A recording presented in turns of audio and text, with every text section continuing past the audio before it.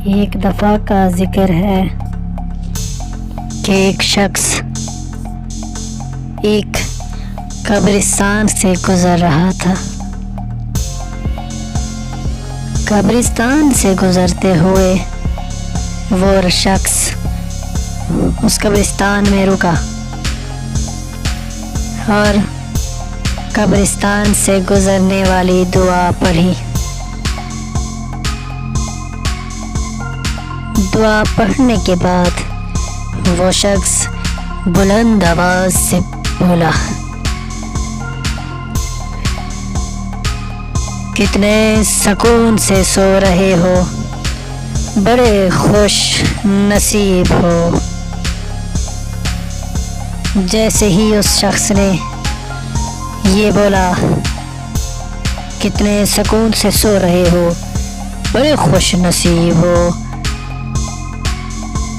तब अचानक उस कब्रिस्तान से एक आवाज आई, हम सो नहीं रहे, हम सो नहीं रहे, सो तो आप रहे हो, हम तो सोने की सजा भुगत रहे हैं। ये सुनकर वो शख्स वहाँ से भागा और उस कब्रिस्तान से भाग आया, लेकिन उसे ये एक सबक मिला कि दुनिया में वो सो रहा है, क्योंकि उसने बहुत से गुनाह किए थे, इस वजह से वो सो रहा है।